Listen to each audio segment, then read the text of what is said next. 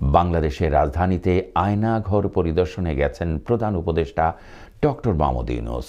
বুধবার 12 ফেব্রুয়ারি সকালে দেশি বিদেশি গণমাধ্যম কর্মী ও ভুক্তভোগীদের সঙ্গে নিয়ে আয়নাঘর পরিদর্শনে যান তিনি।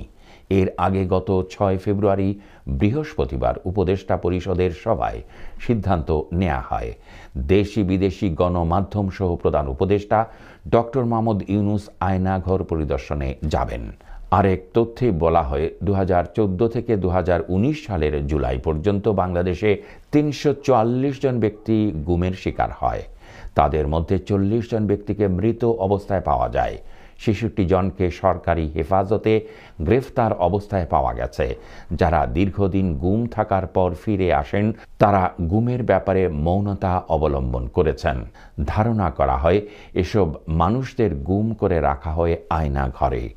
অভিযোগ রয়েছে, আয়নাঘরে বন্দী ছিলেন অধ্যাপক মুবাশ্বের হাসান, সাবেক রাষ্ট্রদূত মারুফ জামান, ব্যবসায়ী অনিরুদ্ধ কুমার রায়, মাইকেল চাকমা ও মীর আহমেদ বিন কাসেম সহ অনেকে। শেখ হাসিনার শাসনকালে 2009 সাল থেকে 2021 সালের সেপ্টেম্বর পর্যন্ত 605 জনকে গোপনে বন্দী করে রাখা হয়েছিল বলে অভিযোগ রয়েছে। এদিকে পরিদর্শন শেষে ডক্টর মোহাম্মদ ইউনূস বলেছেন, আয়নাঘর সারা বাংলাদেশ জুড়ে আছে, যার সংখ্যাও নিরূপণ করা যায়নি। জানা গেছে, ইতিমধ্যে প্রতিরক্ষা গোয়েন্দা মহাপরিদপ্তরের জিজ্ঞাসাবাদ সেল এবং CPC-3 ভেতরের সেলগুলো পরিদর্শন করেছেন তিনি। এখন তারা সদর দপ্তরে টাস্ক ফোর্স ইন্টেলিজেন্স সেন্টারে যাচ্ছেন।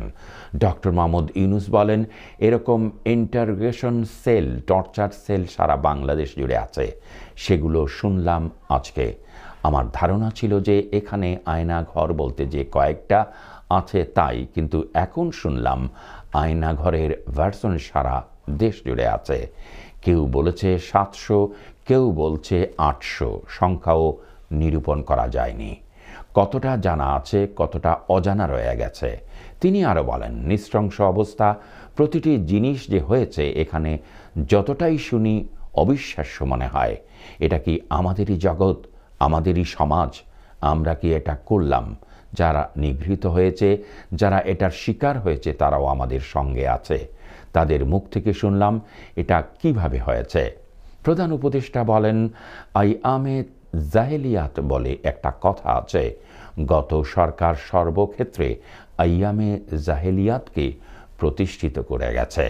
এটা আয়নাঘরের একটি নমুনা।